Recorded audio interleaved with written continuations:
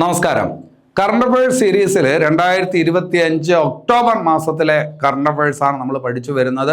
കഴിഞ്ഞ 2 ക്ലാസ്സുകളിലായിട്ട് കുറച്ച് കാര്യങ്ങൾ പഠിച്ചു. ഇന്നത്തെ ക്ലാസ്സിൽ വളരെ ഇമ്പോർട്ടൻ്റ് ആയിട്ടുള്ള കാര്യങ്ങൾ മാത്രമാണ് നമ്മൾ പറയുന്നത്.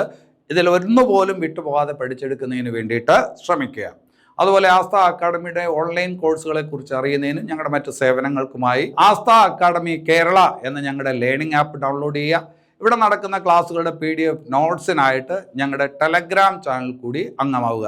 അതുപോലെ ഈ കറണ്ട് അഫയേഴ്സുമായി ബന്ധപ്പെട്ട് ആസ്ഥ അക്കാഡമി ഒരു ചെറിയ പുസ്തകം പ്രസിദ്ധീകരിച്ചിട്ടുണ്ട്. അതിനെക്കുറിച്ചുള്ള ഡീറ്റെയിൽസ് ഈ വീഡിയോയുടെ അവസാനം നൽകാം. നമുക്ക് ക്ലാസ്സിനകത്തോട്ട് വരാം. ഞാൻ അജിത് സുമേരു. ഏവർക്കും ആസ്ഥ അക്കാഡമിയുടെ യൂട്യൂബ് ചാനലിലേക്ക് സ്വാഗതം.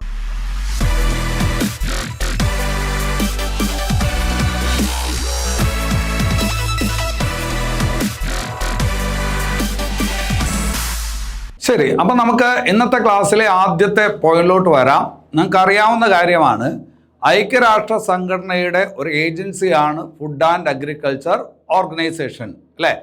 FAO. ഫുഡ് ആൻഡ് അഗ്രികൾച്ചർ ഓർഗനൈസേഷൻ്റെ കണക്കുകൾ പ്രകാരം ലോകത്ത് വനവിസ്തൃതിയിൽ ഇന്ത്യയുടെ സ്ഥാനം എത്രാമതാണ് എന്ന് ചോദിച്ചാൽ അത് 9ാമതാണ്. ഞാനിത് പറയുമ്പോൾ നിങ്ങൾക്കൊരു സംശയം വരും, സാറേ അത് 10 അല്ലേ എന്ന് നിങ്ങൾ ചോദിക്കും. ആയിരുന്നു, നേരത്തെ അത് 10 ആയിരുന്നു.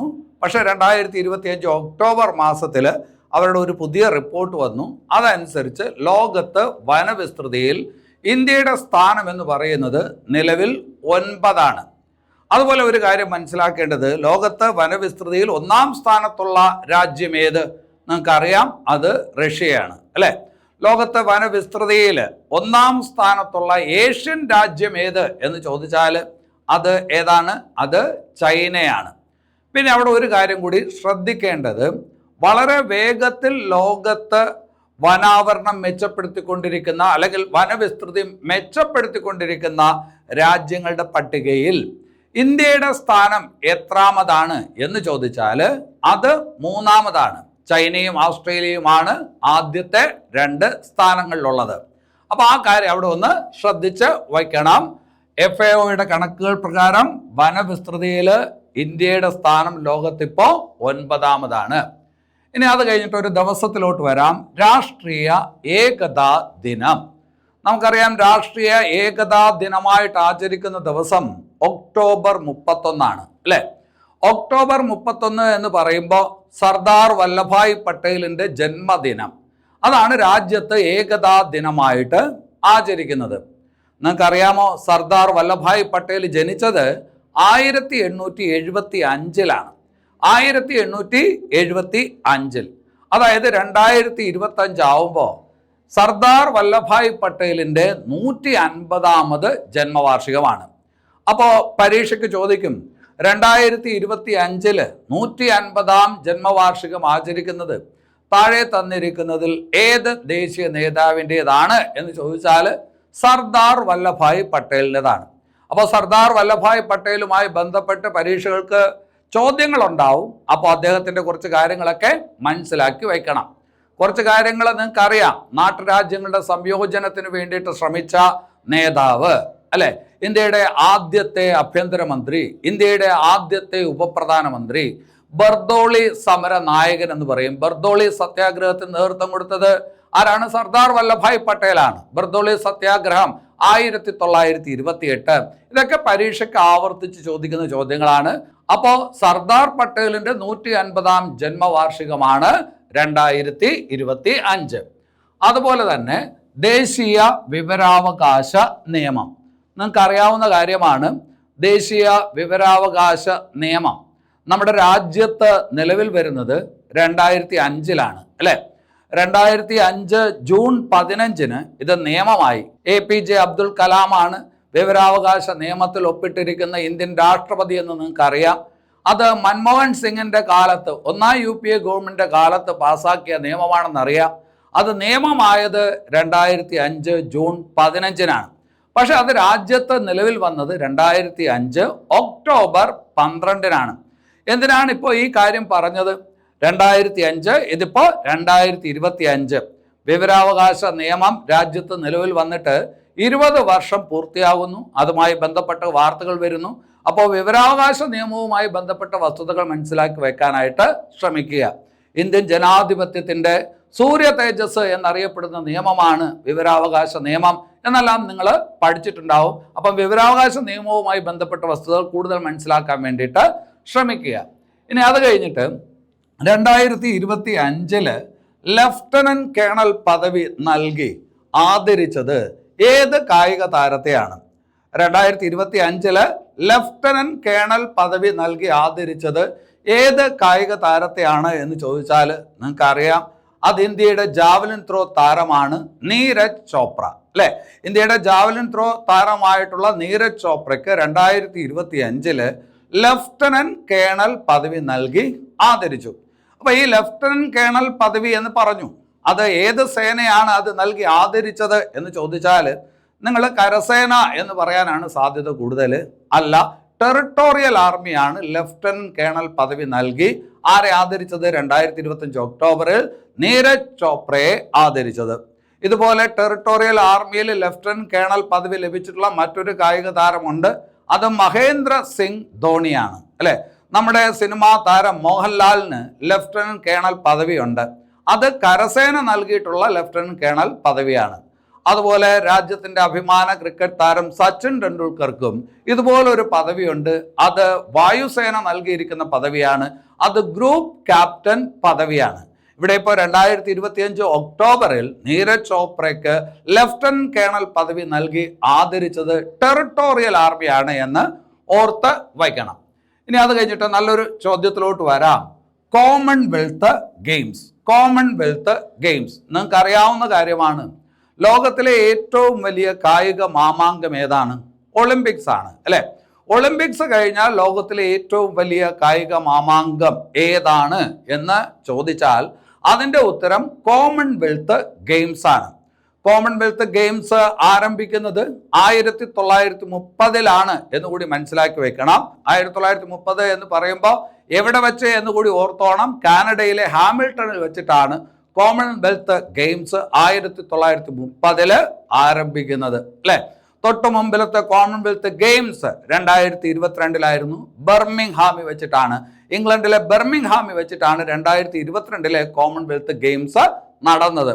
2026 കോമൺവെൽത്ത് ഗെയിംസ് എവിടെ വെച്ച് നടക്കും എന്ന് ചോദിച്ചാൽ നിങ്ങളത് തെറ്റിക്കാൻ സാധ്യതയുണ്ട്. തെറ്റിക്കരുത്.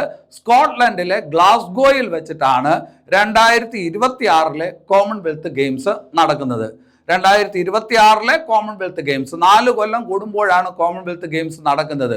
അതേസമയം 2030 കോമൺവെൽത്ത് ഗെയിംസിന്റെ വേദി എന്ന് എടുത്തു ചോദിച്ചാൽ അത് വരാൻ പോകുന്നതാണ്, വരാൻ ഉടനെ പോകുന്നതല്ല, അത് കഴിഞ്ഞിട്ട് വരാൻ പോകുന്നതാണ്, അത് ഇന്ത്യയാണ്. 2030 കോമൺവെൽത്ത് ഗെയിംസിന്റെ വേദി എന്ന് പറയുന്നത് ഇന്ത്യയാണ് തീരുമാനിച്ചിട്ടുണ്ട്. ഇന്ത്യയിലെ ഈ പറഞ്ഞ ഗുജറാത്തിലെ അഹമ്മദാബാദിൽ വെച്ചിട്ടാണ് 2030 കോമൺവെൽത്ത് ഗെയിംസ് നടക്കാനായിട്ട് പോകുന്നത്. അപ്പോൾ ഇങ്ങനെയൊക്കെ കാര്യങ്ങൾ അറിയുമ്പോഴാണ് അതിനകത്ത് തെറ്റ് വരാനുള്ള സാധ്യതയും വരുന്നത്. അടുത്ത കോമൺവെൽത്ത് ഗെയിംസ് എവിടെ വെച്ച് നടക്കും എന്ന് ചോദിക്കുമ്പോൾ നിങ്ങൾ ചാടി വീണ് ഇന്ത്യ എന്ന് പറയാൻ സാധ്യതയുണ്ട്. അങ്ങനെ ഒരു തെറ്റ് വരുത്തരുത്. 2030 ഇന്ത്യയിൽ വെച്ച് നടക്കുന്നത്. 2026 സ്കോട്ട്ലൻഡിലെ ഗ്ലാസ്ഗോയിൽ വെച്ചിട്ടാണ് നടക്കുന്നത്. വേറൊരു പോയിന്റും കൂടി അവിടെ മനസ്സിലാക്കി വെക്കണം. ഈ ചോദ്യമൊക്കെ വന്നാൽ അത് പ്രസ്താവന രീതിയിലുള്ള ചോദ്യമായിട്ടായിരിക്കും വരുന്നത്. അവിടെ മനസ്സിലാക്കേണ്ട കാര്യം, ഇന്ത്യയിൽ വെച്ചിട്ട് ആദ്യമായിട്ടല്ല കോമൺവെൽത്ത് ഗെയിംസ് നടക്കുന്നത്. ഇന്ത്യയിൽ വെച്ച് നേരത്തെയും കോമൺവെൽത്ത് ഗെയിംസ് നടന്നിട്ടുണ്ട്. 2010 കോമൺവെൽത്ത് ഗെയിംസ് ഇന്ത്യയിൽ വെച്ച് നടന്നിട്ടുണ്ട്. അത് ന്യൂഡൽഹിയിൽ വെച്ചിട്ടാണ്. അപ്പോൾ 2030 ഇന്ത്യയിൽ വെച്ച് നടക്കുന്ന കോമൺവെൽത്ത് ഗെയിംസ് ഇന്ത്യയിൽ വെച്ച് നടക്കുന്ന രണ്ടാമത്തെ കോമൺവെൽത്ത് ഗെയിംസ് ആണ് എന്ന് കൂടി ഓർക്കുക.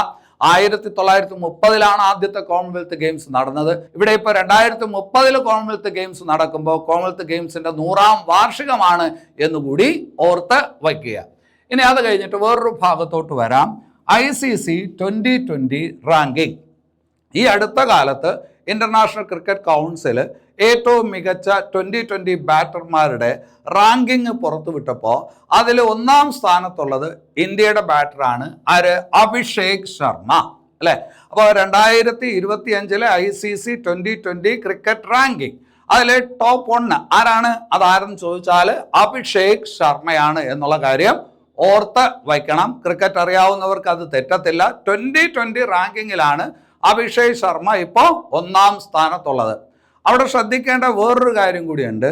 ICC വൺഡേ റാങ്കിങ്, ICC ഏകദിന റാങ്കിങ്, അതിൽ 1-ാം സ്ഥാനത്തുള്ളത് ആര് എന്ന് ചോദിക്കാൻ സാധ്യതയുണ്ട്. നല്ല ചോദ്യമായിരിക്കും അങ്ങനെ ചോദിച്ചാൽ. അത് രോഹിത് ശർമ്മയാണ്.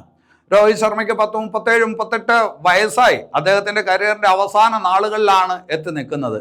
ഇതുവരെ ICCയുടെ ഈ പറഞ്ഞ ഏറ്റവും മികച്ച റാങ്കിങ്ങിലോട്ട്, 1-ാം റാങ്കിങ്ങിലോട്ട് രോഹിത് വന്നിട്ടില്ല. പക്ഷേ കരിയറിൻ്റെ അവസാന നാളുകളിൽ അദ്ദേഹം ഈ പറഞ്ഞ 1-ാം സ്ഥാനത്തെത്തുന്ന കാഴ്ച മനോഹരമായിട്ടുള്ള കാഴ്ചയാണ്. അപ്പോൾ അത് പരീക്ഷയ്ക്ക് ചോദിക്കാൻ കൊള്ളാവുന്ന ചോദ്യമാണ്. ICC വൺഡേ റാങ്കിങ്ങിൽ 1-ാം സ്ഥാനത്തുള്ളത് ആര് എന്ന് ചോദിച്ചാൽ ഇപ്പോൾ രോഹിത് ശർമ്മയാണ്. 2020 കാര്യത്തിൽ ഇപ്പോൾ അഭിഷേക് ശർമ്മയാണ്. ഇനി അത് കഴിഞ്ഞിട്ട് ചോദിക്കാൻ കൊള്ളാവുന്ന മറ്റൊരു ചോദ്യമാണ് ശുഭ്മാൻ ഗിൽ. ആരെന്ന് നമുക്കറിയാം.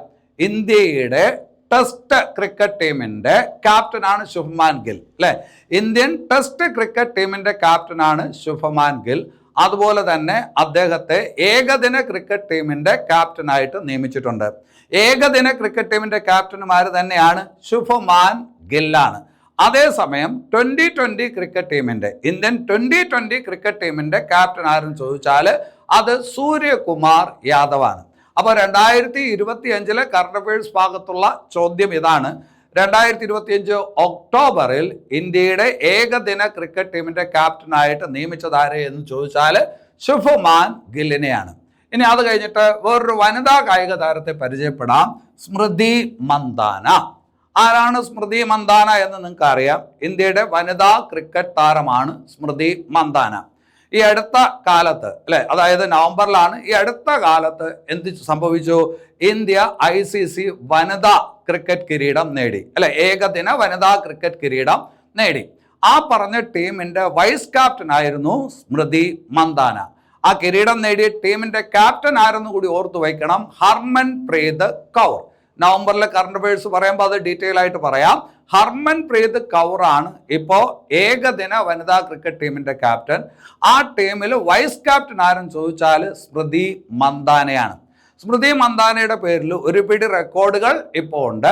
അതിലൊരു റെക്കോർഡ് എന്ന് പറയുന്നത് ഇതാണ്: ഏറ്റവും കൂടുതൽ രാജ്യാന്തര സെഞ്ചുറികൾ നേടിയിരിക്കുന്ന ഇന്ത്യൻ വനിതാ ക്രിക്കറ്റ് താരം ആരെന്ന് ചോദിച്ചാൽ ആരാണ്? അത് സ്മൃതി മന്ദാനയാണ്. 17 സെഞ്ചുറികൾ അവരുടെ പേരിലുണ്ട്. മെഗ് ലാനിങ് എന്ന് പറഞ്ഞിട്ട് ഓസ്ട്രേലിയയുടെ ഒരു കളിക്കാരിയുണ്ട്, അവർക്കും 17 സെഞ്ചുറിയാണ്. അപ്പോൾ രാജ്യാന്തര ക്രിക്കറ്റിൽ ഏറ്റവും കൂടുതൽ സെഞ്ചുറി നേടി നിൽക്കുന്നത് 2 പേരാണ്. ഒന്ന് സ്മൃതി മന്ദാന, വേറൊന്ന് ഓസ്ട്രേലിയയുടെ മെഗ് ലാനിങ്. അതുപോലെ മറ്റൊരു പ്രധാനപ്പെട്ട പ്രത്യേകത, ഒരു കലണ്ടർ വർഷത്തിൽ ഏറ്റവും കൂടുതൽ റൺസ് നേടുന്ന ഇന്ത്യൻ വനിതാ ക്രിക്കറ്റ് താരം ആരെന്ന് ചോദിച്ചാലും ആരാണ്? അതും സ്മൃതി മന്ദാനയാണ്. ഏറ്റവും വേഗതയേറിയ ഏകദിന സെഞ്ചുറി പൂർത്തിയാക്കിയ വനിതാ ക്രിക്കറ്റ് താരം, അല്ലെ, വനിതകളിൽ ഏറ്റവും വേഗത്തിലുള്ള ഏകദിന സെഞ്ചുറി ആരുടെ പേരിലാണ്, ഏത് ഇന്ത്യൻ വനിതയുടെ പേരിലാണ് എന്ന് ചോദിച്ചാൽ അതും സ്മൃതി മന്ദാനയുടെ പേരിലാണ്. അവരുമായി ബന്ധപ്പെട്ട കാര്യം ശ്രദ്ധിച്ചു വയ്ക്കണം. ഇന്ത്യൻ വനിതാ ക്രിക്കറ്റുമായി ബന്ധപ്പെട്ട കാര്യങ്ങൾ ഇനിയുള്ള പരീക്ഷകൾക്ക് ചോദിക്കും. അങ്ങനെയുള്ള വാർത്തകൾ ശ്രദ്ധിച്ച് നോട്ട് തയ്യാറാക്കി വയ്ക്കണം. ഇനി അത് കഴിഞ്ഞിട്ട് വേറൊരു കാര്യത്തിലോട്ട് വരാം. ദയാവധം എന്ന് നിങ്ങൾ കേട്ടിട്ടുണ്ടാവും. ദയാവധം അല്ലെങ്കിൽ മേഴ്സി കില്ലിംഗ്, ശാസ്ത്രീയമായിട്ട് പറഞ്ഞാൽ യൂത്തനേഷ്യ, അല്ലെ?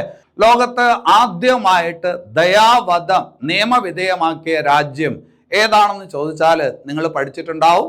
അത് നെതർലാൻഡാണ്. നെതർലാൻഡ് അഥവാ ഹോളണ്ട്. 2002 ലോകത്ത് ആദ്യമായിട്ട് ദയാവധം നടപ്പിലാക്കിയിട്ടുള്ള രാജ്യം എന്ന് പറയുന്നത് നെതർലാൻഡാണ് അഥവാ ഹോളണ്ടാണ്, അല്ലെ? മിക്കവാറും ഈ പറഞ്ഞ യൂറോപ്യൻ രാജ്യങ്ങളിൽ മാത്രമാണ് ദയാവധം നിയമപരമായിട്ട് അംഗീകരിച്ച് കണ്ടിട്ടുള്ളത്. ഏഷ്യയിലോ ആഫ്രിക്കയിലോ രാജ്യങ്ങളിലൊന്നും അങ്ങനെ കണ്ടിട്ടില്ല. ഇവിടെ ഇപ്പോൾ തെക്കേ അമേരിക്ക എന്ന് പറയുന്ന ഭൂഖണ്ഡം, തെക്കേ അമേരിക്ക അഥവാ ലാറ്റിൻ അമേരിക്ക, ലാറ്റിൻ അമേരിക്കൻ ഭൂഖണ്ഡത്തിൽ ആദ്യമായിട്ട് ദയാവധം നിയമപരമായി നടപ്പിലാക്കുന്ന രാജ്യമായിട്ട് ഒരു രാജ്യം മാറി. ഏതാണ് ആ രാജ്യം എന്ന് ചോദിച്ചാൽ ഉറുഗ്വേ, അല്ലെ? അപ്പോൾ ആദ്യമായിട്ട് ദയാവധം നിയമവിധേയമാക്കിയ രാജ്യം ഏതെന്ന് ചോദിച്ചാൽ ഏതാണ്? അത് ഉറുഗ്വേ ആണ് എന്നുള്ളത് ഓർക്കണം.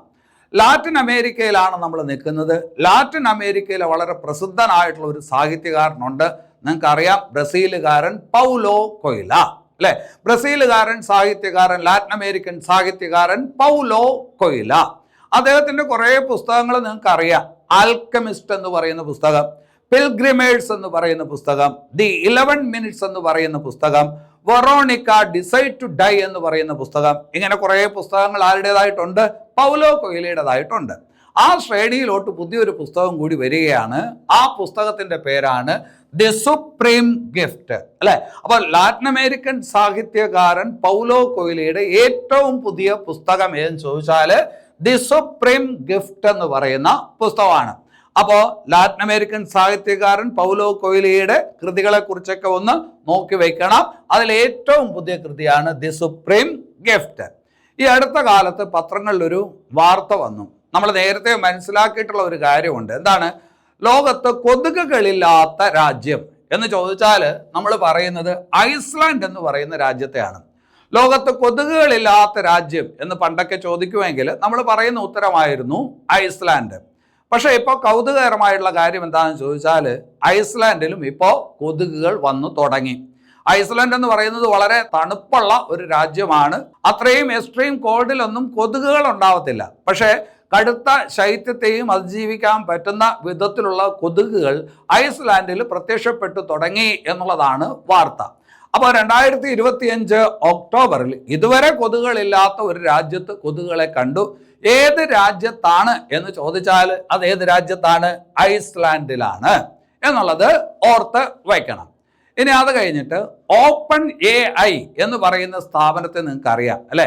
ഓപ്പൺ AI എന്ന് പറയുന്ന സ്ഥാപനമാണ് ചാറ്റ് GPT എന്ന് പറയുന്ന നിർമ്മിത ബുദ്ധി പ്ലാറ്റ്ഫോം രൂപപ്പെടുത്തിയത്, അല്ലെ? ചാറ്റ് GPT എന്ന് പറയുന്ന നിർമ്മിത ബുദ്ധി പ്ലാറ്റ്ഫോമിന് രൂപപ്പെടുത്തിയത് ഓപ്പൺ AI എന്ന് പറയുന്ന സ്ഥാപനമാണ്. അതിന്റെ സ്ഥാപകനാണ് സാം ആൾട്ട്മാൻ എന്ന് നിങ്ങൾ പഠിച്ചിട്ടുണ്ട്, അല്ലെ? അമേരിക്കക്കാരനായിട്ടുള്ള സാം ആൾട്ട്മാൻ, അല്ലെ? ഓപ്പൺ AI എന്ന് പറയുന്ന സ്ഥാപനം അതൊരു അമേരിക്കൻ സ്ഥാപനമാണ്. ചാറ്റ് GPT എന്ന് പറയുന്ന AI platform American AI platform ആണ്, അല്ലെ? അപ്പോൾ ഈ പറഞ്ഞ സാം ആൾട്ട്മാൻ ആണ് ഓപ്പൺ AIയുടെ അല്ലെങ്കിൽ ചാറ്റ് GPTയുടെ ഇപ്പോഴത്തെ CEO. ഓപ്പൺ AIയുടെ CEO ആരെന്ന് ചോദിച്ചാൽ സാം ആൾട്ട്മാൻ ആണ്. പരീക്ഷയ്ക്ക് ഓൾറെഡി അത് ചോദിച്ചു കഴിഞ്ഞു. ഇപ്പോൾ ഇവിടെ പുതിയ വാർത്ത എന്താണെന്ന് ചോദിച്ചു കഴിഞ്ഞാൽ ഈ ചാറ്റ് GPT അല്ലെങ്കിൽ ഓപ്പൺ AI അവരൊരു പുതിയ വെബ് ബ്രൗസർ എന്ത് ചെയ്തു? പരീക്ഷിക്കുന്നു, അല്ലെങ്കിൽ ഈ പറഞ്ഞ കൊണ്ടുവരുന്നു. ചാറ്റ് GPTയുടെ പുതിയ വെബ് ബ്രൗസർ. ആ വെബ് ബ്രൗസറിന്റെ പേരെന്ത് എന്ന് ചോദിച്ചാൽ അതിന് കൊടുത്തിരിക്കുന്ന പേരാണ് അറ്റ്ലസ്. എന്താണ്? അറ്റ്ലസ്. അപ്പോൾ അറ്റ്ലസ് എന്നത് ഏത് നിർമ്മിത ബുദ്ധി പ്ലാറ്റ്ഫോം ഈ അടുത്ത കാലത്ത് പുറത്തിറക്കിയ വെബ് ബ്രൗസർ ആണ് എന്ന് ചോദിച്ചാൽ ആര് പുറത്തിറക്കിയതാണ്? ഓപ്പൺ AIയുടെ സ്ഥാപനം അല്ലെങ്കിൽ ഓപ്പൺ AI അല്ലെങ്കിൽ ചാറ്റ് GPT പുറത്തിറക്കിയ വെബ് ബ്രൗസർ ആണ് Atlas. Chat GPT web browser. അവിടെ ഞാൻ പറഞ്ഞത് വെബ് ബ്രൗസർ എന്നാണ്, അല്ലെ? നമ്മൾ കൂടുതലായിട്ട് ഉപയോഗിക്കുന്ന വെബ് ബ്രൗസർ ഏതാണ്? അത് ഗൂഗിൾ ക്രോം ആണ്, അല്ലെ? ഇപ്പോൾ ഗൂഗിൾ എന്ന് പറയുന്നത് വെബ് ബ്രൗസർ അല്ല, അതെന്താണ്? സെർച്ച് എഞ്ചിനാണ്. സെർച്ച് എഞ്ചിനും വെബ് ബ്രൗസറും തമ്മിലുള്ള വ്യത്യാസമൊക്കെ മനസ്സിലാക്കി വെക്കണം.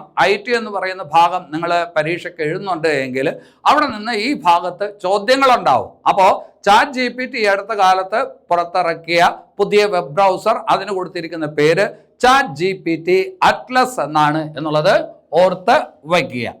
ഇനി അത് കഴിഞ്ഞിട്ട് ജെൻസി കലാപം.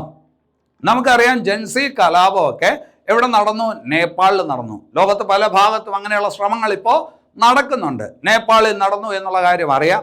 നേപ്പാളിലെ ജെൻസി കലാപം സെപ്റ്റംബറിൽ നടന്നു. 2025 സെപ്റ്റംബറിൽ നേപ്പാളിൽ ജെൻസി കലാപം നടന്നു. ആ പറഞ്ഞ ജെൻസി കലാപം നടത്തുന്നതിൻ്റെ ഫലമായിട്ട് അവിടുത്തെ പ്രധാനമന്ത്രി KP ശർമ്മ ഒലി രാജിവെക്കേണ്ടി വന്നു. അവിടെ താൽക്കാലികമായിട്ടുള്ള ഒരു ഭരണകൂടമാണ് ഇപ്പോൾ ഉള്ളത്. അവിടുത്തെ താൽക്കാലിക പ്രധാനമന്ത്രി എന്ന് പറയുന്നത് ഒരു വനിതയാണ്. അത് സുശീല കാർക്കിയാണ് എന്നൊക്കെ നമ്മൾ പഠിച്ചിട്ടുണ്ട്. നേപ്പാളിലെ പ്രധാനമന്ത്രിയാകുന്ന ആദ്യ വനിതയാണ് സുശീല കാർക്കി. ഇവിടെ ഇപ്പോൾ വേറൊരു കാര്യത്തിലോട്ടാണ് വരുന്നത്. ജെൻസി കലാപം 2025 ഒക്ടോബറിൽ ഇന്ത്യൻ മഹാസമുദ്രത്തിലെ ഒരു ദ്വീപ് രാഷ്ട്രത്തിൽ നടന്നു. ഏത് ദ്വീപ് രാഷ്ട്രത്തിലാണ് നടന്നത് എന്ന് ചോദിച്ചാൽ ജെൻസി കലാപം 2025 ഒക്ടോബറിൽ നടന്നത് മഡഗാസ്കറിലാണ്. 2025 ഒക്ടോബറിൽ ജെൻസി കലാപം നടന്ന ഇന്ത്യൻ മഹാസമുദ്രത്തിലെ ദ്വീപ് രാഷ്ട്രം ഏത് എന്ന് ചോദിച്ചാൽ ഏതാണ്? മഡഗാസ്കർ. ശ്രദ്ധിച്ചു വയ്ക്കണം, മാർക്ക് പോവരുത്. നേപ്പാൾ വേറെയാണ്, അതിന് മുമ്പാണ്. ദ്വീപ് രാഷ്ട്രം ഏതെന്നാണ് ചോദിച്ചത്. ഇന്ത്യൻ മഹാസമുദ്രത്തിലെ ദ്വീപ് രാഷ്ട്രം എന്നാണ് ചോദിച്ചത്. ഒക്ടോബറിൽ ജൻസി കലാപം നടന്നത് എവിടെയെന്നാണ് ചോദിച്ചത്. അതിന്റെ ഉത്തരം ഏതാണ്? മഡഗാസ്കർ. ശരി, അടുത്തത് വേറൊരു ചോദ്യത്തിലോട്ട് വരാം. ലോകത്തിലെ ഏറ്റവും ഉയരം കൂടിയ പാലം ഏത് രാജ്യത്താണ് എന്ന് ചോദിച്ചാൽ ചൈനയിലാണ്. ആ പാലത്തിന്റെ പേരെന്ത് എന്ന് ചോദിച്ചാൽ ഹുവാജിയാങ്. ഹുവാജിയാങ് ഗ്രാൻഡ് കാനിയോൺ. ഹുവാജിയാങ് ഗ്രാൻഡ് കാനിയോൺ എന്താണ് പ്രത്യേകത? ലോകത്തിലെ ഏറ്റവും ഉയരത്തിലുള്ള പാലം. അത് ഏത് രാജ്യത്താണ് എന്ന് ചോദിച്ചാൽ ചൈനയിലാണ് എന്നുള്ളത് ഓർത്ത് വയ്ക്കുക. ഇനി അത് കഴിഞ്ഞിട്ട് ജപ്പാനിലെ ഇപ്പോഴത്തെ പ്രധാനമന്ത്രി ആരാണ്? നല്ലൊരു ചോദ്യമായിരിക്കും. ജപ്പാനിലെ ഇപ്പോഴത്തെ പ്രധാനമന്ത്രി ആരെന്ന് ചോദിച്ചാൽ ഒരു വനിതയാണ്. ചരിത്രത്തിൽ ആദ്യമായിട്ടാണ് ജപ്പാനിൽ ഒരു വനിത എന്താവുന്നത്? പ്രധാനമന്ത്രിയാവുന്നത്. അതുകൊണ്ട് തന്നെ ചോദ്യ സാധ്യത കൂടുതലാണ്. ജപ്പാൻ രാഷ്ട്രീയ ചരിത്രത്തിൽ ആദ്യമായിട്ട് ജപ്പാനിലെ പ്രധാനമന്ത്രിയായ വനിത ആരെന്ന് ചോദിച്ചാൽ സനെ തകായിച്ചി ആണ്. ആരാണ്? Sanae Takaichi. അപ്പോ 2025 ഒക്ടോബറിൽ ജപ്പാനിൽ പ്രധാനമന്ത്രിയായ വനിത ആരെന്ന് ചോദിച്ചാൽ സനെ തകായിച്ചിയാണ്. ഇത് പറയുമ്പോൾ വേറൊരു കാര്യം ഓർത്തോണം, നമ്മൾ നേരത്തെ പഠിച്ച കാര്യമാണ്. ഒരു മലയാളി വനിതയാണ് ഇപ്പോൾ ഈ പറഞ്ഞ ജപ്പാനിലെ അംബാസഡറായിട്ട് നിയമിക്കപ്പെട്ടത്, അല്ലെ? നഗ്മ മുഹമ്മദ്, അല്ലെ? ജപ്പാനിലെ അംബാസഡറായിട്ട് നിയമിക്കപ്പെട്ട മലയാളി വനിത ആരാണ്? അത് നഗ്മ മുഹമ്മദ് ആണ് എന്നുള്ളത് ഓർത്തോണം. നമ്മൾ നേരത്തെ മനസ്സിലാക്കിയതാണ്, പരീക്ഷയ്ക്ക് ചോദിക്കാൻ കൊള്ളാവുന്ന പോയിന്റ് ആണ്. ശരി, ഇനി അത് കഴിഞ്ഞിട്ട് ലോകത്തിലെ ഏറ്റവും പ്രായം കൂടിയ നിലവിലെ ഭരണാധികാരി ആര് എന്ന് ചോദിച്ചാൽ പോൾ ബിയ എന്ന് പറയുന്ന ഒരു മനുഷ്യനാണ്. അയാള് എവിടുത്തെ ഭരണാധികാരിയാണെന്ന് ചോദിച്ചാൽ കാമറൂണിലാണ്. എവിടെയാണ്? കാമറൂൺ. കാമറൂൺ ഭരണാധികാരിയായിട്ടുള്ള പോൾ ബിയാണ് ഇന്ന് ലോകത്തുള്ളതിൽ വെച്ച് ഏറ്റവും പ്രായം കൂടിയ ഭരണാധികാരി. അദ്ദേഹത്തിന് 92 വയസ്സാണ്. വാർത്തകളിൽ വന്നതാണ്, ഒന്ന് ശ്രദ്ധിച്ച് വയ്ക്കുക. ഇനി അത് കഴിഞ്ഞിട്ട് വളരെ ഇമ്പോർട്ടൻ്റ് ആയിട്ടുള്ള ഒരു പോയിന്റിലോട്ടാണ് നമ്മൾ വരുന്നത്. ആസിയാൻ ഉച്ചകോടി. ആസിയാൻ ഉച്ചകോടി ഇവിടെ എഴുതിയേക്കുന്നതിൽ തെറ്റുണ്ട്. 2025 ആണ്, ഇത് 26 അല്ല. 2025 ഒക്ടോബറിൽ ആസിയാൻ ഉച്ചകോടി നടന്നു. 2025 ഒക്ടോബറിൽ ആസിയാൻ ഉച്ചകോടി നടന്നു. ആസിയാൻ ഉച്ചകോടി നടന്നത് എവിടെ എന്ന് ചോദിക്കും. അത് ഓർത്തു വെക്കണം. അത് മലേഷ്യയുടെ തലസ്ഥാനമായിട്ടുള്ള കോലാലംപൂരിൽ വെച്ചിട്ടാണ്. മലേഷ്യയുടെ തലസ്ഥാനമായിട്ടുള്ള കോലാലംപൂരിൽ വെച്ചിട്ടാണ്. അപ്പൊ 2025 ആസിയാൻ ഉച്ചകോടിക്ക് വേദിയായത് ഏതാണ്? ഏത് സ്ഥലമാണ്? കോലാലംപൂർ. കോലാലംപൂർ എന്ന് പറയുന്നത് മലേഷ്യയുടെ തലസ്ഥാനമാണെന്ന് ഓർക്കുക. വളരെ ഇമ്പോർട്ടൻ്റ് ആയിട്ടുള്ള പോയിന്റ് ആണ്, പരീക്ഷയ്ക്ക് ചോദിക്കും. ആസിയാനിലെ എത്ര രാജ്യങ്ങളുണ്ട്? ആസിയാനിലെ അംഗരാജ്യങ്ങൾ എത്ര എന്ന് ചോദിച്ചാൽ 11. ചില പുസ്തകങ്ങളിലൊക്കെ 10 എഴുതിയിരിക്കും. തെറ്റല്ല. ഇപ്പോഴാണ് ഒരാളെ കൂടി നിയമിച്ചത്, ഒരു രാജ്യത്തിനെ കൂടി ഉൾക്കൊള്ളിച്ചത്. East Timur. ആസിയാനിൽ അംഗമാകുന്ന 11ാമത്തെ രാജ്യം ഏത് എന്ന് ചോദിച്ചാൽ അത് കിഴക്കൻ തിമോറാണ്. ഇപ്പോൾ ആസിയാനിലെ ആകെ അംഗസംഖ്യ എന്ന് പറയുന്നത് 11 അല്ലെ? അപ്പോൾ ആസിയാൻ ഉച്ചകോടി 2025 വേദി മലേഷ്യയുടെ തലസ്ഥാനമായിരുന്ന കോലാലംപൂർ. ഓർത്ത് വയ്ക്കണം. ഇനി അത് കഴിഞ്ഞിട്ട് ഒരു ചോദ്യം പ്രതീക്ഷിച്ചോണം. ലൂവ്ർ മ്യൂസിയം എവിടെയാണ്? ലൂവ്ർ മ്യൂസിയം എവിടെയാണ് എന്ന് ചോദിച്ചാൽ പാരീസിലാണ്. എന്താണ് ലൂവ്ർ മ്യൂസിയത്തിന്റെ പ്രത്യേകത? ലൂവ്ർ മ്യൂസിയം എങ്ങനെയാണ് വാർത്തകളിൽ വന്നത്? നിങ്ങൾക്ക് ഡാവിൻസി അറിയാം, ലിയാനാർഡോ ഡാവിൻസി, അല്ലെ? അറിയപ്പെടുന്ന ചിത്രകാരനാണ് ആര്? ലിയാനാർഡോ ഡാവിൻസി, ഇറ്റലിക്കാരൻ, അല്ലെ? അദ്ദേഹത്തിന് വളരെ പ്രസിദ്ധമായിട്ടുള്ള ചിത്രം നിങ്ങൾക്ക് അറിയാം, അതാണ് മൊണാലിസ. മൊണാലിസ എന്ന് പറയുന്ന ചിത്രം, ഡാവിൻസിയുടെ മൊണാലിസ എന്ന് പറയുന്ന ചിത്രം സംരക്ഷിക്കപ്പെടുന്ന വളരെ വിശ്വവിഖ്യാതമായിട്ടുള്ള ഒരു മ്യൂസിയമാണ് ലൂവ്ർ മ്യൂസിയം. ലൂവ്ർ മ്യൂസിയം എവിടെയെന്ന് ചോദിച്ചാൽ പാരീസിലാണ്. ഈ അടുത്ത കാലത്ത് ലൂവ്ർ മ്യൂസിയം വാർത്തകളിൽ വന്നിരുന്നു. ഈ ലൂവ്ർ മ്യൂസിയത്തിൽ ഒരു മോഷണം നടന്നു. ഒരുപാട് ഈ പറഞ്ഞ വിലപിടിപ്പുള്ള രത്നങ്ങൾ ആ മ്യൂസിയത്തിൽ നിന്ന് മോഷണം പോയി. അപ്പൊ അതുമായി ബന്ധപ്പെട്ട വാർത്തകൾ വന്നിരുന്നു. അങ്ങനെ മനസ്സിലാക്കി വെക്കേണ്ട ഒരു പോയിന്റ് ആയിട്ട് അത് മാറുകയാണ്. ലൂവ്ർ മ്യൂസിയം ഏത് രാജ്യത്താണ്? ഫ്രാൻസിലാണ്, പാരീസിലാണ്. ശ്രദ്ധിച്ചു വയ്ക്കണം. മൊണാലിസയുടെ പ്രതിമയുള്ളത് അവിടെയാണ്. ഈ അടുത്ത കാലത്ത് അവിടെ മോഷണം നടന്നു, അല്ലെ? രത്നാഭരണങ്ങൾ മോഷണം പോയി. ശരി, അടുത്തത് വേറൊരു പോയിന്റിലോട്ട് വരാം. നിങ്ങൾക്ക് അറിയാവുന്ന കാര്യമാണ്, 2026 ഫിഫ പുരുഷ വേൾഡ് കപ്പ്, അല്ലെ? ഫിഫ പുരുഷ വേൾഡ് കപ്പ് നടക്കുന്നത് എവിടെയാണെന്ന് നിങ്ങൾക്ക് അറിയാം. നടക്കുന്നത് എവിടെയാണ്? 3 രാജ്യങ്ങളിലായിട്ടാണ്. കാനഡ, USA, മെക്സിക്കോ എന്നിങ്ങനെ 3 രാജ്യങ്ങളിലായിട്ടാണ് 2026 ഫിഫ വേൾഡ് കപ്പ് നടക്കുന്നത്. ആ ഫിഫ വേൾഡ് കപ്പിന്റെ ഔദ്യോഗിക പന്ത് അതിന് കൊടുത്തിരിക്കുന്ന പേരാണ് ട്രയോണ്ട. എന്താണ്? ട്രയോണ്ട. ട്രൈ എന്ന് ഉദ്ദേശിക്കുന്നത് 3 രാജ്യങ്ങളിലായിട്ടാണ് 2026 ഫിഫ വേൾഡ് കപ്പ് നടക്കുന്നത് അല്ലെ. അപ്പൊ ആ 3 രാജ്യങ്ങൾ ഏതൊക്കെയാണ് പറഞ്ഞു? കാനഡ, USA, മെക്സിക്കോ അല്ലെ. ആ വേൾഡ് കപ്പിന്റെ ഔദ്യോഗിക പന്തിന് കൊടുത്തിരിക്കുന്ന പേരാണ് ട്രയോണ്ട. ആ പന്ത് നിർമ്മിക്കുന്നത് ഏത് കമ്പനി എന്നും പരീക്ഷയ്ക്ക് ചോദിച്ചേക്കും. അഡിഡാസ് കമ്പനിയാണ് ആ പന്ത് നിർമ്മിക്കുന്നത്. ഒന്ന് ശ്രദ്ധിച്ച് വയ്ക്കണം. ഇനി അത് കഴിഞ്ഞിട്ട് ഫിഫ വേൾഡ് കപ്പുമായിട്ട് ബന്ധപ്പെട്ട് ചോദിക്കാൻ കൊള്ളാവുന്ന മറ്റൊരു ചോദ്യമാണ് 2026 ഫിഫ വേൾഡ് കപ്പിലോട്ട് യോഗ്യത നേടിയ ആഫ്രിക്കൻ ദ്വീപ് രാജ്യം. 2026 ഫിഫ വേൾഡ് കപ്പിൽ യോഗ്യത നേടിയ ഏറ്റവും കുറച്ച് ജനസംഖ്യയുള്ള ആഫ്രിക്കൻ ദ്വീപ് രാജ്യം. നല്ല ഒരു ചോദ്യമായിരിക്കും. ഏതാണ്? Cape Verdi. 5 ലക്ഷം ജനങ്ങളെ ആ രാജ്യത്തുള്ളൂ അല്ലെ. ഇന്ത്യയിൽ 140 കോടി ജനങ്ങളാണ്. ഫിഫ വേൾഡ് കപ്പിന്റെ 7 അയലത്ത് നമുക്ക് ഇതുവരെ പോകാൻ പറ്റുന്നില്ല. പക്ഷെ 5 ലക്ഷം ജനങ്ങൾ മാത്രമുള്ള ഏത് കേപ്പ് വെർഡി എന്ന് പറയുന്ന ആഫ്രിക്കൻ ദ്വീപ് രാജ്യം 2026 ഫിഫ വേൾഡ് കപ്പിന് യോഗ്യത നേടി. അപ്പൊ അതൊരു നല്ല ചോദ്യമാണ്. അതുപോലെ വേറൊരു കാര്യം കൂടി ശ്രദ്ധിച്ചോണം. 2026 ഫിഫ വേൾഡ് കപ്പിന് യോഗ്യത നേടിയ ആദ്യ രാജ്യം ഏതെന്ന് ചോദിച്ച ഒരു ഏഷ്യൻ രാജ്യമാണ്, ജപ്പാനാണ്. 2026 ഫിഫ വേൾഡ് കപ്പിന് യോഗ്യത നേടിയ ആദ്യ രാജ്യം ഏതെന്ന് ചോദിച്ചാൽ ജപ്പാനാണ്. ഏറ്റവും ജനസംഖ്യ കുറഞ്ഞ ദ്വീപ് രാജ്യം ഏതെന്ന് ചോദിച്ചാൽ അത് കേപ്പ് വെർഡി എന്ന് പറയുന്ന രാജ്യമാണ് എന്നുള്ളത് ഓർക്കുക. അതുപോലെ നല്ലൊരു ചോദ്യമാണ് ഫിഫ അണ്ടർ 20 ലോക കപ്പ് കിരീടം. ഫിഫ അണ്ടർ 20 പുരുഷ ലോക കപ്പ് കിരീടം അല്ലെ. മറ്റേ സീനിയേഴ്സിന്റെ മത്സരമാണ് നടക്കാനായിട്ട് പോകുന്നത്. 2026 നടക്കുന്നത് സീനിയേഴ്സ് മത്സരമാണ്. അത് കഴിഞ്ഞിട്ട് ഫിഫ അണ്ടർ 20 വേൾഡ് കപ്പ് ഉണ്ട്, ഫിഫ അണ്ടർ 70 വേൾഡ് കപ്പ് ഉണ്ട്. 2025 ഫിഫ അണ്ടർ 20 ലോക മത്സരങ്ങൾ നടന്നായിരുന്നു. അതിലെ കിരീടം നേടിയത് മൊറോക്കയാണ്. അർജന്റീനയെ തോപ്പിച്ച് കിരീടം നേടിയേക്കുന്നത് മൊറോക്കയാണ്, ആഫ്രിക്കൻ രാജ്യമാണ്. അപ്പോൾ ഫിഫ അണ്ടർ 20 ലോകകപ്പ് കിരീടം 2025 നേടിയത് ഏത് രാജ്യം എന്ന് ചോദിച്ചാൽ മൊറോക്കയാണ് അല്ലെ. അപ്പോൾ നമ്മൾ 2025 ഒക്ടോബർ മാസത്തിലെ കറണ്ട് അഫയേഴ്സ് ആണ് പഠിച്ചു വരുന്നത്. ഞാൻ ഈ പറഞ്ഞ കാര്യങ്ങളെല്ലാം ഒക്ടോബർ മാസത്തിലുള്ള കറണ്ട് അഫയേഴ്സ് ആണ്. ആ പറഞ്ഞ കാര്യങ്ങളെല്ലാം ഈ പുസ്തകത്തിനകത്ത് കൊടുത്തിട്ടുണ്ട്. 2023 ഏറ്റവും പ്രധാനപ്പെട്ട കറണ്ട് അഫയേഴ്സ്, 2024 ഏറ്റവും പ്രധാനപ്പെട്ട കറണ്ട് അഫയേഴ്സ്, 2025 കറണ്ട് അഫയേഴ്സ്, ഇതെല്ലാം കൂടെ ഉൾക്കൊള്ളിച്ചിരിക്കുന്ന ഒരു പുസ്തകമാണ്. 130 രൂപ മാത്രമാണ് ഈ പുസ്തകത്തിന് വിലയുള്ളത്. വളരെ കുറച്ച് പേജുകളേ ഉള്ളൂ. എന്ന് പറഞ്ഞാൽ പെട്ടെന്ന് വായിച്ച് പഠിക്കാൻ പറ്റുന്ന പുസ്തകം. കുറച്ച് പേജുകളുള്ളൂ എന്ന് പറയുമ്പോൾ ഇതിനകത്ത് ആവശ്യമുള്ളത് മാത്രമേ ഉള്ളൂ എന്നാണ് അർത്ഥം. ആവശ്യമില്ലാത്തതൊന്നും ഇതിനകത്ത് ഉൾക്കൊള്ളിച്ചിട്ടില്ല എന്നൊരർത്ഥം കൂടിയുണ്ട്. അപ്പോൾ നിങ്ങൾക്ക് വായിച്ച് പഠിക്കാൻ പറ്റുന്ന സൗകര്യത്തിലുള്ള ഒരു പുസ്തകം 130 രൂപ മാത്രമേ വിലയുള്ളൂ. അപ്പോൾ ഇന്ന് പഠിപ്പിച്ച കാര്യങ്ങളെല്ലാം ഈ പറഞ്ഞ പുസ്തകത്തിനകത്തുണ്ട്. ഒക്ടോബർ മാസത്തിലെ 2025 ഒക്ടോബർ മാസത്തിലെ കറണ്ട് അഫയേഴ്സ് വരെ ഈ പുസ്തകത്തിനകത്ത് ഉൾക്കൊള്ളിച്ചിട്ടുണ്ട്. ഏറ്റവും റീസെൻ്റ് ആയിട്ടുള്ള എഡിഷനാണ്. ഈ പുസ്തകം ആവശ്യമുള്ളവർ ഈ നമ്പറിലോട്ട് ഇപ്പോൾ വിളിക്കുക.